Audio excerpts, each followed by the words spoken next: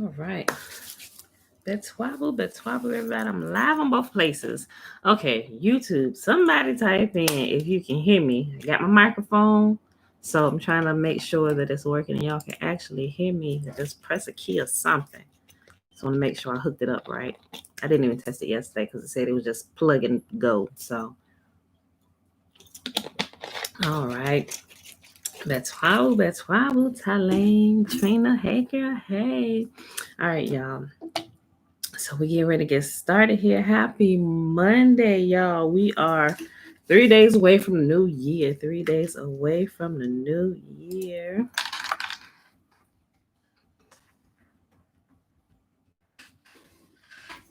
Okay.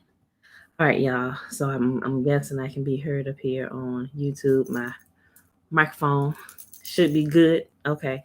All right, y'all. Shayla, hey girl, hey. All right, y'all. So today we are reading Enoch 84, 85, and 86. Then we're gonna hop over and do some more reading from the section about Abraham. But it is I forgot what the day up here. Day 36.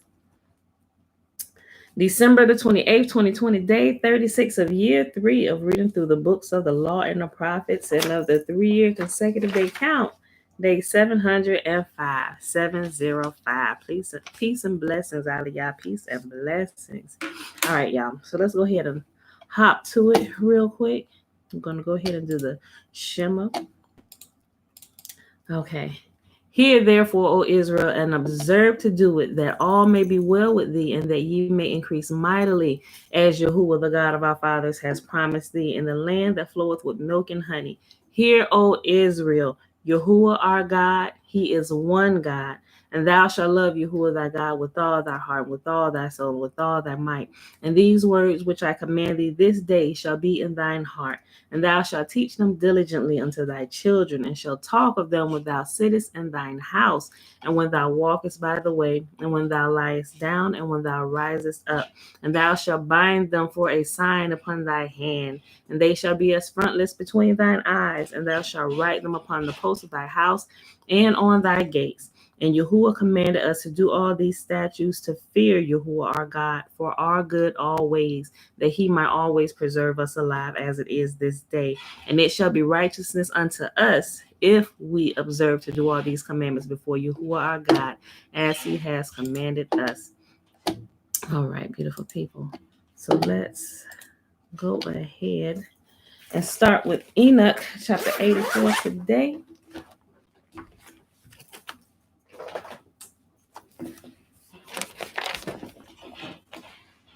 Hope y'all enjoyed your weekend. And it just seemed like time is just going extremely fast, which it is. But it's like, man, I can't believe this year is about over. It literally felt like it just started with all the craziness that the year started with. It's crazy. Okay, y'all. Enoch chapter 84. I lifted up my hands in righteousness and blessed the Holy and the Great One. And I spoke with the breath of my mouth and with the tongue of flesh, which Yahuwah has formed for all the sons of mortal men, that with it they may speak, giving them breath, a mouth, and a tongue to converse with. Blessed are you, O Yahuwah, the King, great and powerful in your greatness, Yahuwah of all the creatures in heaven, King of kings, Elohim of the whole world, whose reign, whose kingdom, and whose majesty endure forever and ever. From generation to generation, your dominion exists. All the heavens are your throne forever, and all the earth your footstool forever and ever. For you have made them, and over all you reign. No act whatsoever exceeds your power. With your wisdom is unchangeable, nor from your throne and from your presence is it ever averted. You know all things, see and hear them, nor is anything concealed from you, for you perceive all things.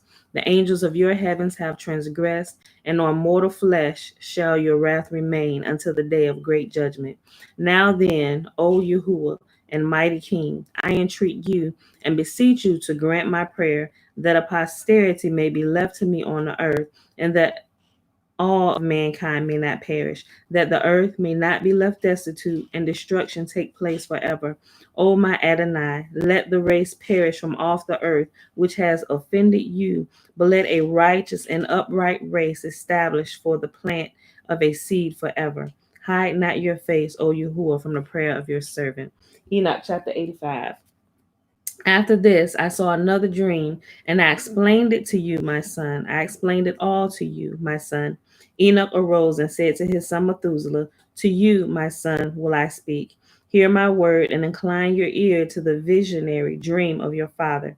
Before I married your mother, Edna, I saw a vision on my bed, and behold, a cow sprung forth from the earth, and this cow was white.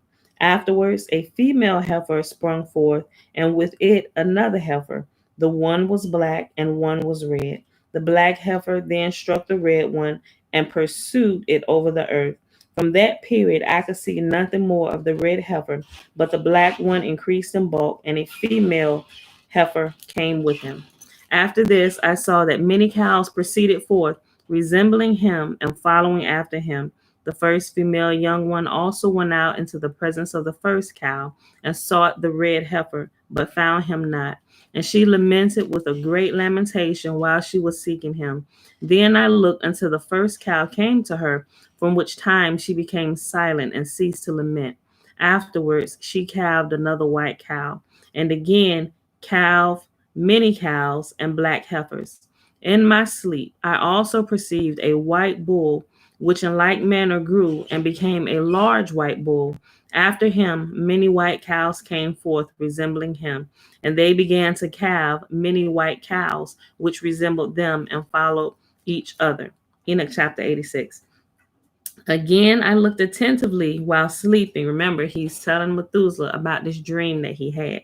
And this is going to go on for the next few chapters, but as we continue to go over it, you'll realize what the dream means. As is, he's going to explain it a little bit. But when I first read through this, I'm like, this sounds like the story of Israel all the way from the beginning. But it's the dream is being given to him using animals. Enoch chapter 86. Again, I looked attentively while sleeping and surveyed heaven above. And behold, a single star fell from heaven, which being raised up, ate and fed among those cows. After that, I perceived another large and black cow. And behold, all of them changed their stalls and pastures, while their young began to lament with one another. Again, I looked in my vision and surveyed heaven, when behold, I saw many stars which descended and projected themselves from heaven to where was the first star, into the midst of the young ones, while the cows were with them, feeding in the midst of them.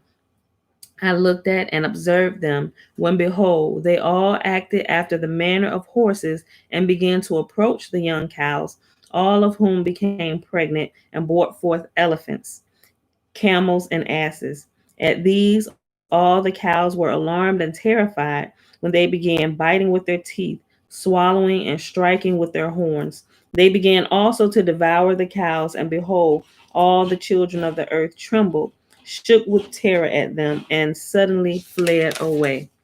I'll go ahead and read the next chapter.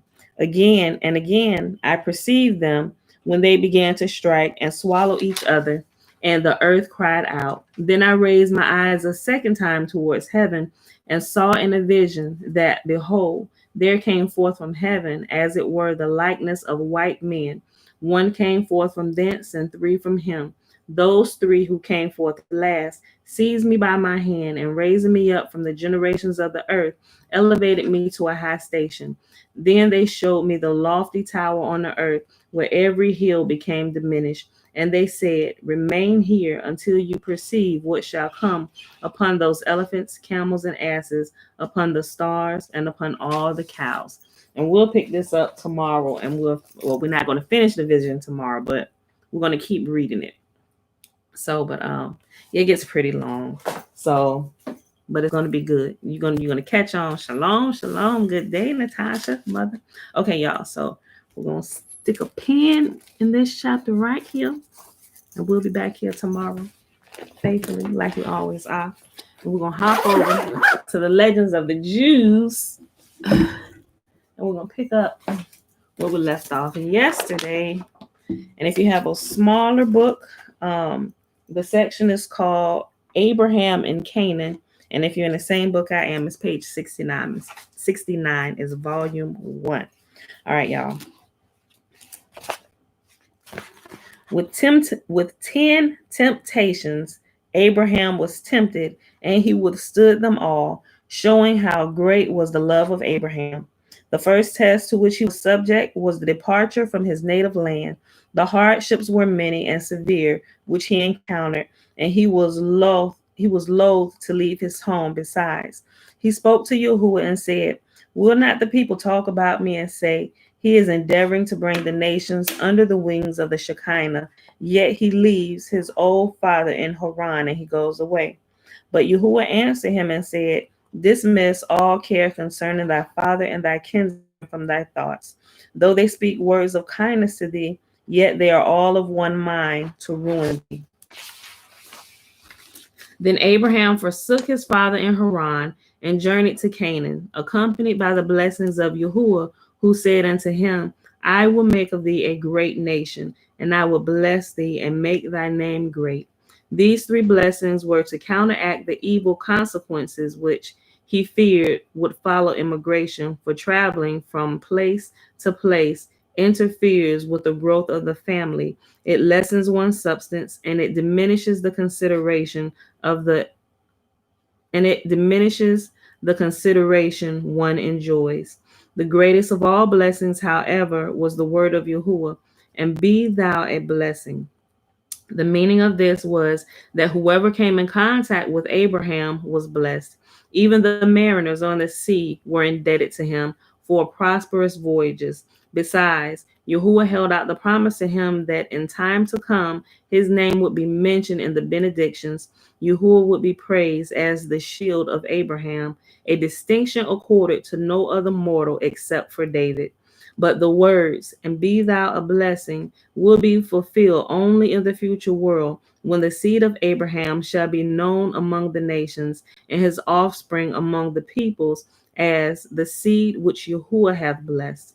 When Abraham was first bidden to leave his home, he was not told what land he was to journey. All the greater would be his reward for executing the command of Yahuwah. And Abraham showed his trust in Yahuwah, for he said, "I am ready to go whithersoever thou sendest me." Then Yahuwah bade him to go to the land wherein he would reveal himself, and later he went to Canaan.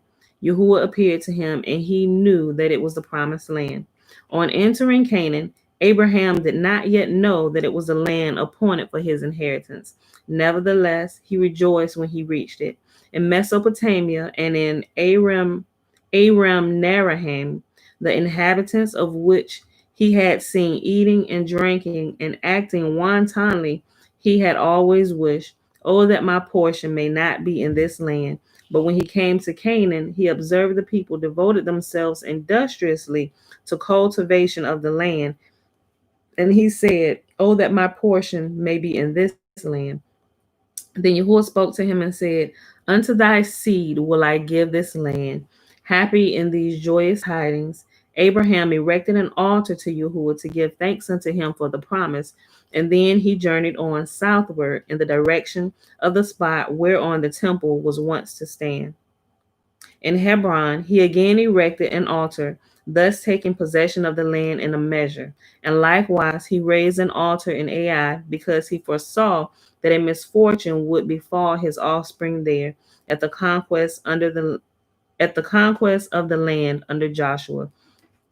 The altar, he hoped, would obviate the evil results that might follow. Each altar raised by him was a center for his activities as a missionary. As soon as he came to a place in which he desired to sojourn, he would stretch a tent first for Sarah and next for himself, and then he would proceed at once to make proselytes and bring them under the wings of the Shekinah. Thus he accomplished his purpose of inducing all men to proclaim the name of Yahuwah. For the present, Abraham was but a stranger in his promised land. After the partition of the earth among the sons of Noah, when all had gone to their allotted portions, It happened that Canaan, the son of Ham, saw that the land extending from the Lebanon to the river of Egypt was fair to look upon, and he refused to go to his own allotment westward by the sea. He settled in the land upon Lebanon, eastward and westward from the border of the Jordan and the border of the sea. And Ham, his father, and his brothers Cush and Mizraim spoke to him and said, Thou livest in a land that is not thine, for it was not assigned unto us when the lots were drawn. Do not thus. But if thou persistest, ye and thy children will fall accursed in the land in the rebellion. And we read that also in the book of Jasher. Thy settling here was a rebellion, and through rebellion thy children will be felled down, and thy seed will be destroyed unto all eternity. Sojourn not in the land of Shem, for unto Shem and unto the children of Shem was it apportioned by lot. Accursed art thou, and accursed wilt thou be for all the children of Noah on account of the curse. For we took an oath before the holy judge and before our father Noah. But Canaan hearkened not unto the words of his father and his brothers. He dwelt in the land of Lebanon from Hamath even unto the entrance of Egypt, he and his sons. Though the Canaanites had taken unlawful possession of the land, yet Abraham respected their rights. He provided his camels with muzzles to prevent them from pasturing upon the property of others. Scarcely had Abraham established himself in Canaan when a devastating famine broke out.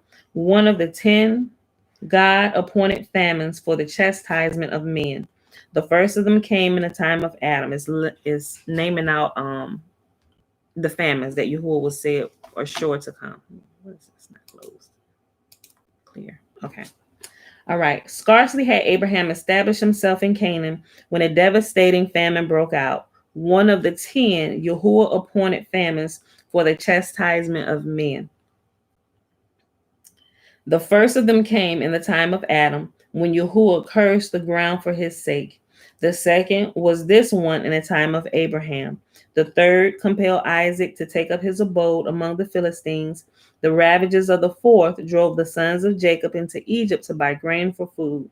The fifth came in the time of the judges, when Elimelech and his family had to seek refuge in the land of Moab. The sixth occurred during the reign of David, and it lasted 3 years. The seventh happened in the day of Elijah, who had sworn that neither rain nor dew should fall upon the earth. The eighth was in the time of Elisha, when an ass's head was sold for 80 pieces of silver. The ninth is the famine that comes upon men piecemeal from time to time. And the 10th will scourge men before the event of Messiah. And this last will not be a famine of bread. Listen to this, y'all. And this last will not be a famine of bread, nor a thirst for water, but a famine of hearing the words of Yah. Y'all ever heard that? That there's going to come a time where the words going to be scarce. The words of Yah are going to be scarce. And if you ever watch some of them Left Behind movies, they kind of liken it to Bibles being gathered up and burned, and anybody being caught with one, they'd be killed or whatever. I'm sure this is where they got that from, but they just put it out there in movies in a different fashion, right? To make you think something else. The 10th will scourge men before the event of Messiah, and this last will not be a famine of bread nor a thirst for water, but of hearing the words of Yahuwah. The famine in the time of Abraham prevailed only in Canaan, and it had been afflicted upon the land in order to test his faith. He stood this second temptation as he had the first. He murmured not, and he showed no sign of impatience toward Yahuwah, who had bidden him shortly before to abandon his native land for a land of starvation. The famine compelled him to leave Canaan for a time, and he repaired to Egypt to become acquainted there with the wisdom of the priests, and if necessary, give them instruction in the truth. On this journey from Canaan to Egypt, Abraham first observed the beauty of Sarah. Chaste as he was, he had never before looked at her, but now, when they were wading through a stream, he saw a reflection of her beauty in the water like the brilliance of the sun. Wherefore he spoke to her thus, The Egyptians are very sensual, and I will put thee in a casket that no harm befall me on account of thee. Remember, this is leading up to when they start lying to Abimelech. Yeah, you're right, Trina. The movie, The Book of Eli, is a very good example of that, of there being a famine of the words of Yah. If y'all have not watched The Book of Eli, go watch that movie. Wherefore he spoke to her thus: the Egyptians are very sensual, and I will put thee in a casket. In other places, it says a basket or a treasure box. I will put thee in a casket, that no harm befall me on account of thee. At the Egyptian boundary, the tax collectors asked him about the contents of the casket, and Abraham told them he had barley in it. No, they said, it contains wheat. Very well, replied Abraham. I am prepared to pay the tax on wheat. The officers then hazarded the guess. It contains pepper.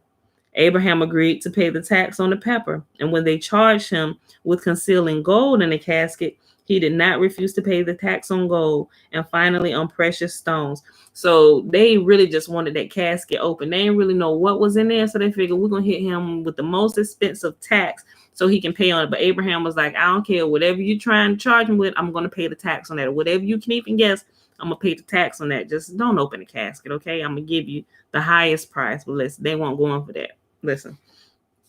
Abraham agreed to pay the tax on pepper, and when they charged him with concealing gold in the casket, he did not refuse to pay the tax on the gold, and finally on precious stones. Seeing that he demurred at no charge, however high, the tax collectors, made thoroughly suspicious, insisted upon his unfastening the casket and letting them examine the contents. When it was forced open, the whole of Egypt was resplendent with the beauty of Sarah. In comparison with her, all other beauties were like apes compared with men. She excelled Eve herself. The servants of Pharaoh outbid one another in seeking to obtain possession of her, though they were of the opinion that so radiant a beauty ought not to remain the property of a private individual.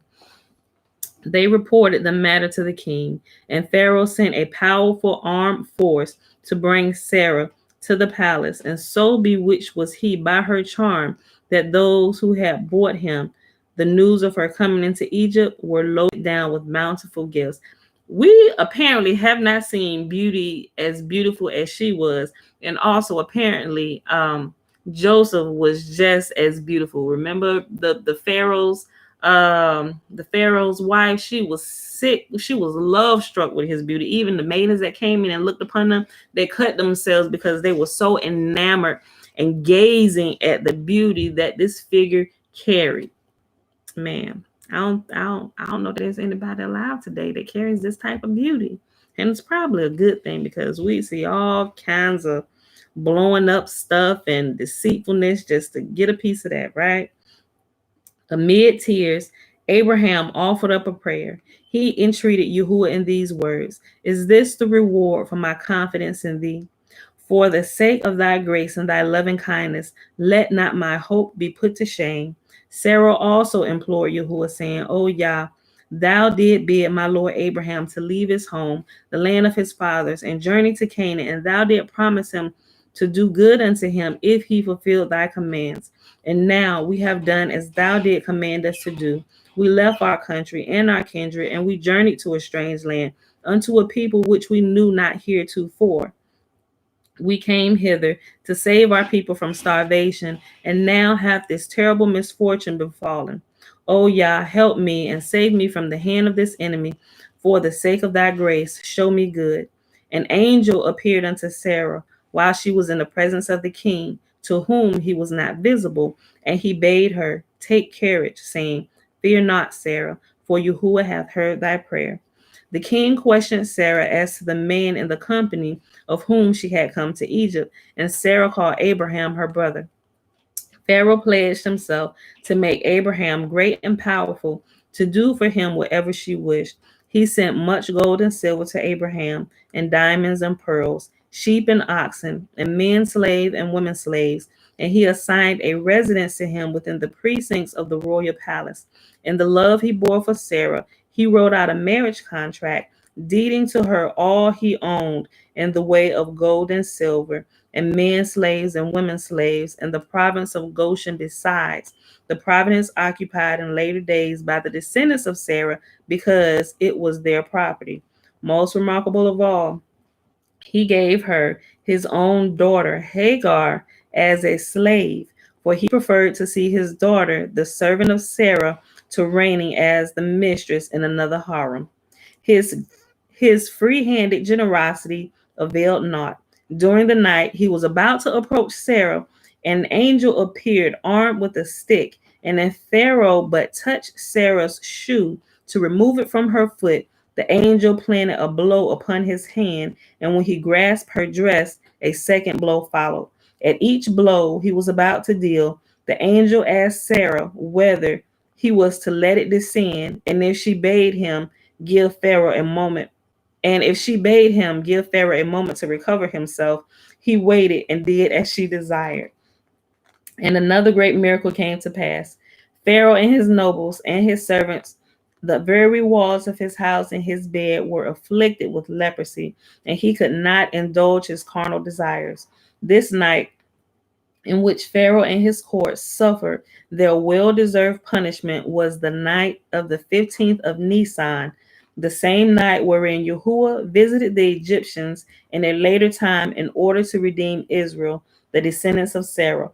Horrified by the plague sent upon them, Pharaoh inquired how he could rid himself thereof.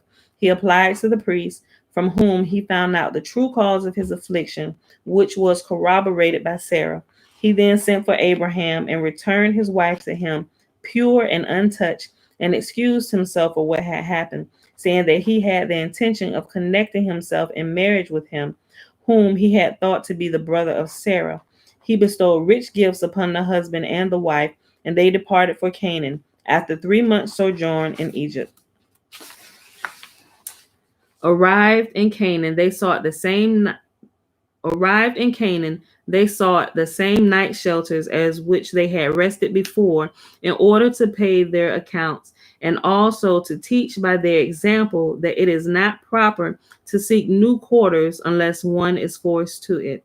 Abraham's sojourn in Egypt was of great service to the inhabitants of the country, because he demonstrated to the wise men of the land how empty and vain their views were, and also he taught them astronomy and astrology unknown in Egypt before his time.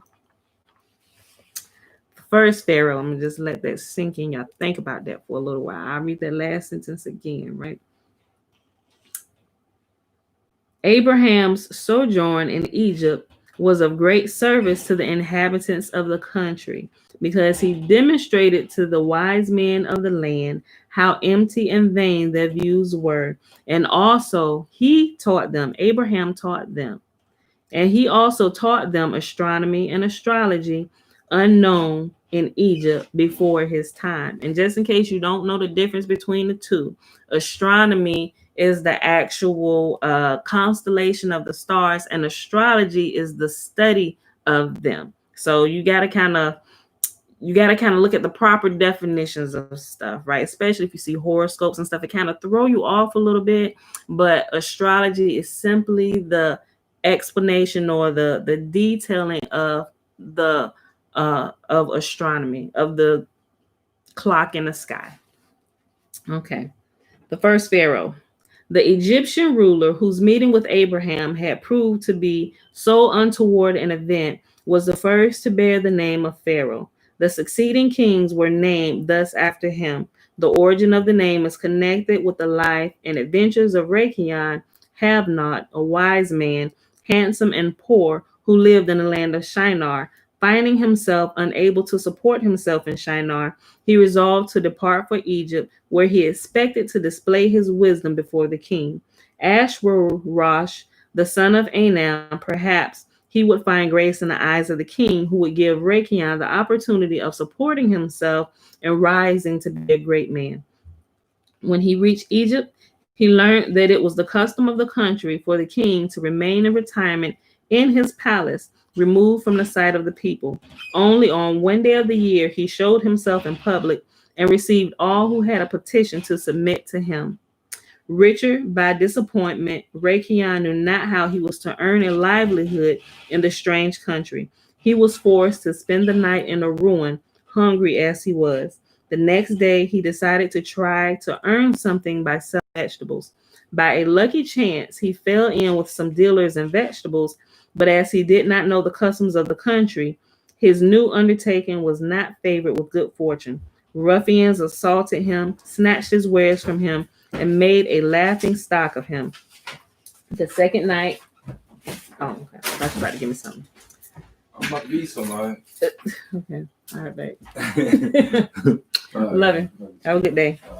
Be safe. All right. Okay. You so loud. I don't know. I realized I did just raise my voice a little bit. Yeah. My bad. Yeah. All right, love you too.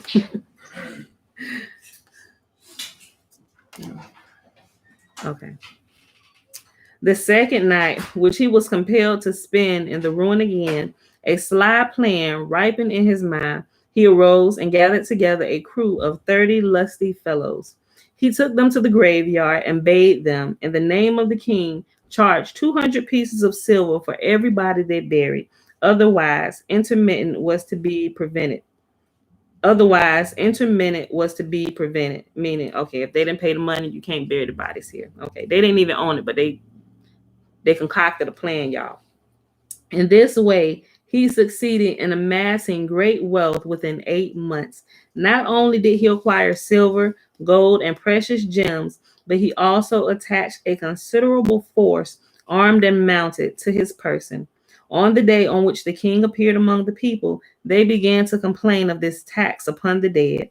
They said, "What is this thou art inflicting upon thy servants, permitting none to be buried unless they pay thee silver and gold?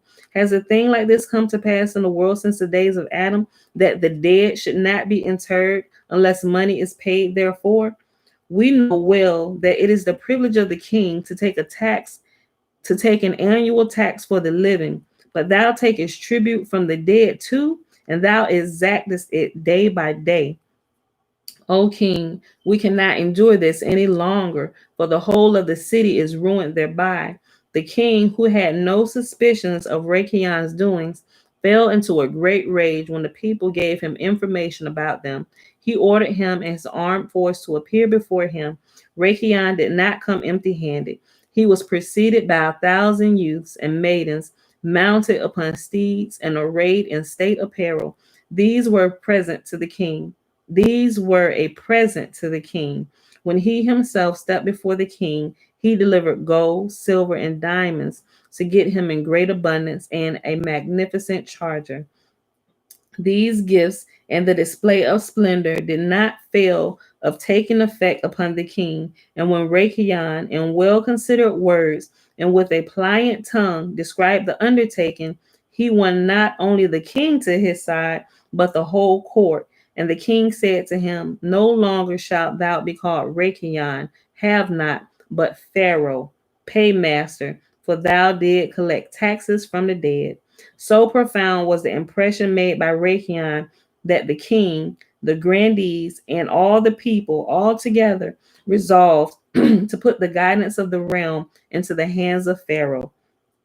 Under the suzerainty of Ashur Rosh, he administered law and justice throughout the year.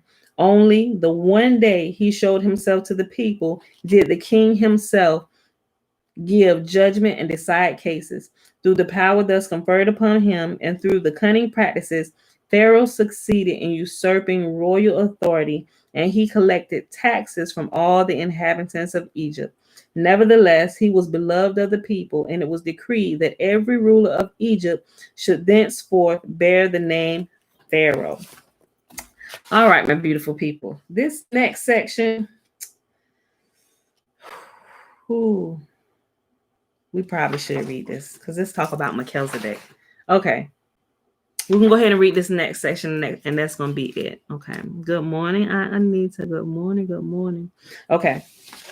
The War of the Kings. This is really good. I just want to make sure we have enough time because it's a nice size section. It's not too big, but it's about 2 pages in all. Yeah. It's about 2 full pages. Okay. On his return from Egypt, Abraham's relations to his own family were disturbed by annoying circumstances. Strife developed between the herdmen of his cattle and the herdmen of Lot's cattle. Abraham furnished his herds with muzzles, but Lot made no such provisions. And when the shepherds that pastured Abraham's flock took Lot's shepherds to task on account of their mission, the latter replied, "It is known of a surety that Yahuwah said unto Abraham, to thy seed I will give thy land. But Abraham is a sterile mule. Never will he have children. On the morrow he will die, and Lot will be his heir. Thus the flocks of Lot are but consuming what belongs to them or their master. But Yahuwah spoke, Verily I said unto Abraham, I will give the land unto his seed, but only after the 7 nations shall have been destroyed from out of the land. Today the Canaanites are therein, and the Perizzites. They still have the right of habitation. Now, when the strife extended from the servants to the masters, and Abraham vainly called his nephew Lot to account for his unbecoming behavior, Abraham decided he would have to part from his kinsmen, although he should have to compel Lot thereto by force. Lot thereupon separated himself not from Abraham alone, but from the God of Abraham also. And he betook himself into a district which immortality and sin reigned supreme. Wherefore punishment overtook him, for his own flesh seduced him later unto sin. Yahuwah was displeased with Abraham for not living in peace and harmony with his own kindred, as he had lived with all the world besides. On the other hand, Yahuwah also took it in ill part that Abraham was accepting Lot tacitly as his heir, though he had promised him in clear, unmistakable words, to thy seed will I give the land. After Abraham had separated himself from Lot, he received the assurance again that Canaan should once belong to his seed, which Yahuwah would multiply as the sand which is upon the seashore. As the sand fills the whole earth, so the offspring of Abraham would be scattered over the whole earth from end to end. As the earth is blessed only when it is moistened with water, so his offspring would be blessed through the Torah, which is likened unto water. And as the earth endures longer than metal, so his offspring would endure forever, while the heathen would vanish. And as the earth is trodden upon, so his offspring would be trodden upon by the 4 kingdoms. The departure of Lot had a serious consequence, for the war waged by Abraham against the 4 kings is intimately connected with it. Lot desired to settle in the well-watered circle of the Jordan, but the only city of the plain that would receive him was Sodom, the king of which admitted the nephew of Abraham out of consideration for the latter. The 5 impious kings, excuse me, planned first to make war upon Sodom on the account of Lot, and then advance upon Abraham. For one of the 5, Amraphel, was none other than Nimrod, Abraham's enemy of old.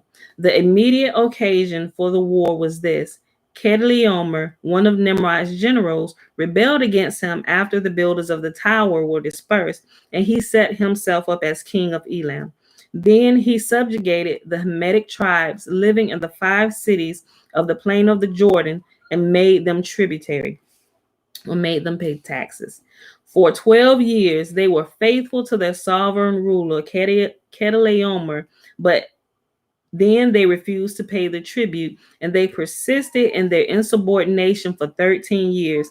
Making the most of Kedorlaomer's embarrassment, Nimrod led a host of 7,000 warriors against his former general. In the battle fought between Elam and Shinar, Nimrod suffered a disastrous defeat. He lost 600 of his army, and among the slain was the king's son, Mardon. Humiliated and abased, he returned to his own country, and he was forced to acknowledge the suzerainty of Kedorlaomer, who now proceeded to form an alliance with Arioch, king of Elasar, and titled the king of several nations, the purpose of which was to crush the cities of the circle of the Jordan. The united forces of these kings, numbering 800,000, marched upon the 5 cities, subduing whatever they encountered in their course and annihilating the descendants of the giants. Fortified places, unwalled cities, and flat open country all fell in their hands. Remember, the flood has already happened, right? And they're talking about they're here trying to destroy all the giants out the land. Remember how I told you, even when Israel came out of Egypt and they were going into the promised land that Yahuwah had promised them, they said, we look like grasshoppers in their sight. Why? Because they literally look like grasshoppers. They look like this compared to my human body. Like, this was Israel, the descendants of Jacob, the 12 tribes, them and all their children, the descendants, compared to the inhabitants my size in that land. We look like grasshoppers in their sight. They literally did, because they were still giants there. And this is talking about Nimrod. Remember, Nimrod was born after the flood, right? Because he's a descendant of Ham, right? Listen, I'm going to read this again. The united forces of these kings, numbering 800,000, marched upon 5 cities, subduing whatever they encountered in their courses and annihilating the descendants of the giants. Fortified palaces, unwalled cities, and flat open country all fell in their hands. They pushed on through the desert as far as the spring issuing from the rock at Kadesh, the spot appointed by Yahuwah as the place of pronouncing judgment against Moses and Aaron on account of the waters of strife.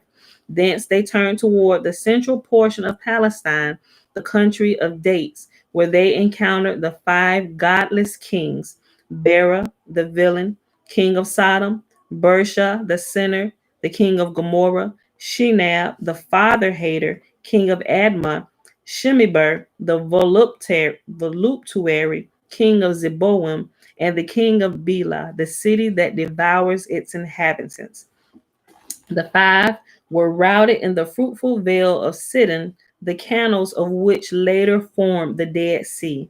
They that remained in rank and file fled to the mountains, but the kings fell into the slime pits and stuck there. Only the king of Sodom was rescued miraculously for the purpose that he might convert those heathen to the faith in Yahuwah that had not believed in the wonderful deliverance of Abraham from the fiery furnace. The victors despoiled Sodom of all its good and victuals and took Lot, boasting, we have taken the son of Abraham's brother captive, so betraying the real object of their undertaking. Their innermost desire was to strike at Abraham. It was the first evening of the Passover, and Abraham was eating of the unleavened bread when the archangel Michael brought him the report of Lot's captivity. This angel bears another name besides, Palit, the escaped, because when Yahuwah threw Samael and his host from their holy place in heaven, the rebellious leader held on to Michael and tried to drag him along downward, and Michael escaped, falling from heaven only through the help of Yah. When the report of his nephew's evil state reached Abraham, he straightway dismissed all the thought of his dissensions with Lot from his mind and only considered ways and means of deliverance. He convoked with his disciples, to whom he had taught the true faith, and all who called themselves by the name Abraham. He gave them gold and silver, saying, at the same time, know that we go to war for the purpose of saving human lives. Therefore, do not ye direct your eyes upon the money. Here lie gold and silver before you. Furthermore, he admonished them in these words: we are preparing to go to war. Let none let none join us who hath committed a trespass and fears that divine punishment will descend upon him. Alarmed by this warning, no one would obey his call to arms. They were fearful on account of their sins. Eleazar alone remained with him. Wherefore Yahuwah spake and said, all forsook thee, save only Eleazar. Verily, I shall invest him with the strength of 318 men, whose aid did thou seek in vain. Just imagine, y'all. Listen to what this just said. Imagine, like, if we had to go fight for something, it doesn't matter if it's a physical fight or if it's a spiritual fight. Imagine if those who gather with us, you know how people like, John, pray for me, join with me fasting and stuff, but we don't really know their lives for real, right? We don't really know the intimate details of their lives if they're truly living a life like not purposely sinning or doing things on purpose, like they're truly living and they're striving to walk holy by all means. Not saying that they don't make mistakes and they don't slip here and there, but they don't make purposeful slips. They don't make premeditated slips, right? And we know, especially, there's a lot of sins that are, I mean, all sins can be forgiven, but there is one sin that catches up a lot of people, and it's sexual impurity that causes a lot of people to fail and a lot of prayers to fall to the ground. I'm not saying that there is not sexual temptation out there, but when that is your sin, that particular thing right there, a lot of times there are a lot of prayers that go unanswered, and you cannot in good conscience join in with anybody in prayer and fasting because your own sins, they be like, hey, you can't do that, you was just doing that. Like your own sins will begin to convict you. And it's the same thing right here. I'm gonna read this again. Like, we really should consider our ways. Not saying that we're not tempted with things, because we are, but if you realize your weakness is in a certain area, especially with this particular sin, because this particular sin caused the entire world to go astray. The entire world has fallen because of this sin right here, sexual impurity, right? Listen to this, y'all.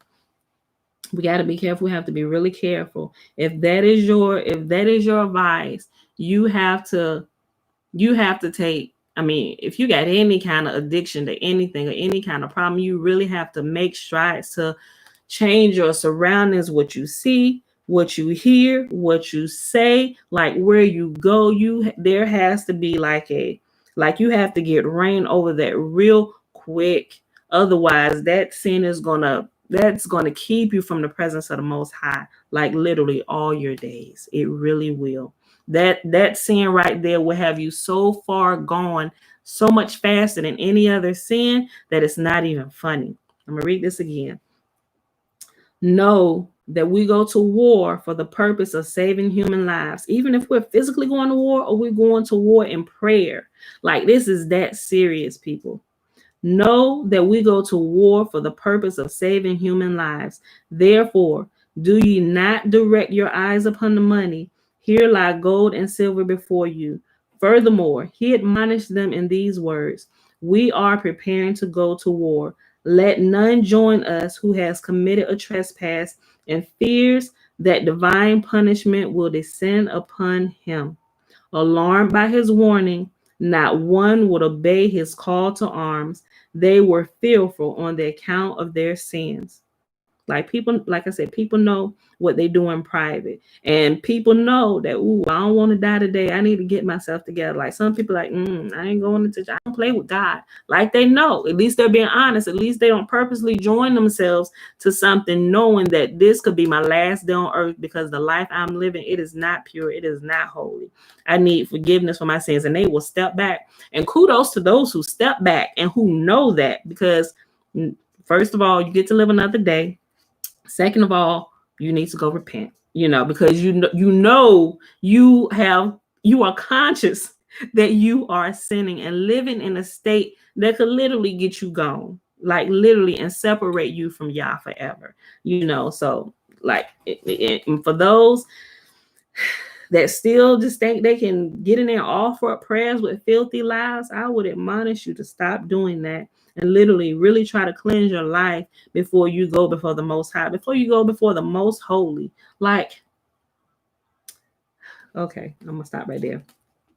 Alarmed by his warning, not one would obey his call to arms. They were fearful on the account of their sins. Eleazar alone remained with him. Wherefore Yahuwah spake and said, oh, and that was the whole point of bringing this up. For the ones who do, there is so much power vested in us, because we are made the choice to walk pure and holy. And listen to what Yah does to Eleazar. And he said, because he was the only one that stayed. Listen. Alarmed by his warning, not one would obey his call to arms. They were fearful on the account of their sins. Eleazar alone remained with him. Wherefore Yahuwah spake and said, all forsook thee, save Eleazar only. Verily, I shall invest him with the strength of 318 men, whose aid thou didst seek in vain. The battle fought with the mighty host of the kings, from which Abraham emerged victorious, happened on the 15th of Nisan, the night appointed for miraculous deeds. 2 men with the strength of how many people we just said? Because they decided to walk holy. And when they ran into a problem, Yahuwah was like that, what you need, folk? We right here. Let's go. Let's do this. I got your back. The arrows and stones hurled at him affected not, but the dust of the ground, the chaff, and the stubble which he threw at the enemy were transformed into death dealing javelins and swords. Abraham, as tall as 70 men, sat on end, and requiring as much food and drink as 70 men, marched forward with giant strides, each of his steps measuring 4 miles, until he overtook the kings and annihilated their troops. Y'all see what just happened here? Something supernatural just happened. I'll go back and read that again. The battle fought with the mighty host of the kings, from which Abraham emerged victorious, happened on the 15th of Nisan, the night appointed for miraculous deeds. The arrows and stones hurled at him affected naught, but the dust of the ground, the chaff, and the stubble which he threw at the enemy were transformed into death dealing javelins and swords. Abraham, as tall as 70 men, sat on end, requiring as much food and drink as 70 men, marched forward with giant strides, each of his steps measuring 4 miles, until he overtook the kings and annihilated their troops. Further he could not go, for he had reached Dan, where Jeroboam would once raise the golden calves, and on this ominous spot Abraham's strength diminished. His victory was possible only because the celestial powers espoused his side. The planet Jupiter made the night bright for him, and the angel Layla by name fought for him. In a true sense, it was a victory of Yah. All the nations acknowledged his more than human achievement, and they fashioned a throne for Abraham and erected it on the field of battle. When they attempted to seat him upon it, amid exclamations of, "Thou art our king, thou art our prince, thou art our God," Abraham warded them off and said, "The universe has its king and it has its God." He declined all honors and returned his property unto each man. Only the little children he kept by himself. He reared them in the knowledge of Yahuwah, and later they atoned for the disgrace of their parents. Somewhat arrogantly, the king of Sodom set out to meet Abraham. He was proud that a great miracle, his rescue from the slime pit, had been performed for him too. He made Abraham the proposition that he keep the despoiled goods for himself, but Abraham refused them and said, "I have lifted up my hand unto Yahuwah, God most high, who hath created the world for the sake of the pious, that I will not take a thread nor a shoe latchet, nor aught at this. I will not take a thread nor a shoe latchet, nor aught that is thine. I have no right upon any goods as taken as spoils, save only that which the young men have eaten, and the portion of the men who tarried by the stuff, that though they were, getting tongue tied, though they went not down to the battle itself. The example of Abraham in giving a share in the spoils, even unto the men not concerned directly in the battle, was followed later by David, who heeded not the protests of the wicked men and the base fellows with him, that the watchers who stayed by the stuff were not entitled to a share alike with the warriors that had gone down to the battle. In spite of his great success, Abraham nevertheless was concerned about the issues of war. He feared that the prohibition against shedding the blood of man had been transgressed, and he also dreaded the resentment of Shem, whose descendants had perished in the encounter. But Yahuwah reassured him and said, "Be not afraid. Thou hast but extirpated the thorns, and as to Shem, he will bless thee rather than curse thee." So it was. When Abraham returned from the war, Shem, or as he is sometimes called, Melchizedek, the king of righteousness, priest of Yahuwah Most High, the king of Jerusalem, came forth to meet him with bread and wine. And this high priest instructed Abraham in the laws of the priesthood and in the Torah. And to prove his friendship for him, he blessed him and called him the partner of Yahuwah in possession of the world, seeing that through him the name of Yahuwah had been first made known among men. Now listen to this. But Melchizedek, remember Melchizedek, Shem, but Melchizedek arranged the words of his blessing in an unseemly way. He named Abraham first and then Yahuwah. As a punishment, he was disposed by Yahuwah from the priestly dignity, and instead it was passed over to Abraham, with whose descendants it remained forever. As a reward for the sanctification of the holy name, which Abraham had brought about when he refused to keep aught of the goods taken in battle, his descendants received two commands: the command of threads in the border of their garments, and the command of the latchets to be bound upon their hands and to be used as frontlets between their eyes. Thus they commemorate that their ancestor refused to take so much as a thread or a latchet, and because he would not touch a shoe latchet of spoils, his descendants cast their shoe upon Edom. And that, my beautiful people, is our reading for today. So tomorrow when we come back, we're going to read about the covenant of the pieces. Remember how when Abraham, I believe it was Genesis chapter 15, when Yahuwah was about to tell him what was going to befall his descendants and the generations to come, how he took different animals and he split them in half, all except for the doves. This is going to tell what the representation of this meant. And I thought that was so good because I've heard different people teach on this. I'm like, yeah, something seems off about that. Thailand, you are absolutely right, sis. I'm glad you're tracking with me. Yes, tomorrow is the Sabbath. Yes, it is. So we will not be here tomorrow, beautiful people. All right. So quick recap, because my phone is about to die. Like it dies faster now because what I should do, I should leave it plugged in while I work out in the morning, but I don't. So that's why it's dying fast on me now. So I think tomorrow I need to start doing that. 74. Okay, y'all. Make sure I write this page number down here.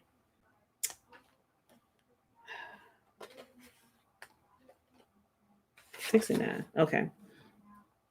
All right, y'all. So that was Enoch chapters 84 through 87. And then we read Legends of the Jews, page 69 to 74. That was a lot of pages today. It didn't really seem that long. All right, y'all. So it is December 28th, 2020, day 36 of year 3 of reading through the books of the law and the prophets, and of the 3-year consecutive day count, day 705. Yes, 705. Yes. All right. So now let's hop on over before my phone dies, y'all. Hop over here and do the blessing, which is found where? Numbers chapter 6. And Yahuwah spake unto Moses, saying, Speak unto Aaron and unto his sons, saying, On this wise ye shall bless the children of Israel, saying unto them, May Yahuwah bless us and keep us. May Yahuwah make his face to shine upon us and be gracious unto us. May Yahuwah lift up his countenance upon us and give us his peace. And they shall put my name, Yahuwah's name, they shall put my name upon my people, upon the children of Israel, and I will bless them. Yahuwah himself will bless us. All right, beautiful people. So, and remember, the first 21 verses of Numbers chapter 6 is the Nazarite vow. I like to just keep repeating that just in case somebody new just watches this one video out of all of them and they've been looking for it. It's there. I always say it, or at least they'll get it if they watch to the end of the video, because that's when I say it. I always say it at the end. So, but all right, y'all. I love y'all. Thank you, everybody, for joining. I'm double checking for questions real quick. I know my phone about to die. Okay. All right. So I guess the mic worked good. Y'all heard me okay on YouTube? Okay. All right. So I'm going to go back and listen to it today, see if I still hear that crackling. I shouldn't, because this was a really, it had a lot of good reviews on it and everything. So how do I come up with the title? You know what? I come up with the title from a portion that we read, and today's title, remember when it was talking about the beauty of sweet, is very clear. Okay, thanks. I come up with the title based on something that we're reading, whether it's from the Bible, Enoch, or from the Legends of the Jews. And today's title actually came from the Legends of the Jews when it was talking about the beauty of Sarah. It actually said that in comparison to all the other women, everyone else looked like apes compared to Sarah's beauty. So that's how I came up with the title today, So I probably should have came up with something else that we talked a little bit more about, but I figured that was a catchy title, so we're going to use that today. So whatever the title is for today, it's always something that I've pulled from one of the two places. So, okay. All right, y'all. So that's it. I love y'all. See y'all Wednesday. Tomorrow we rest. Peace, y'all. I love y'all. See y'all Wednesday morning, 7:15 a.m. Eastern Standard Time.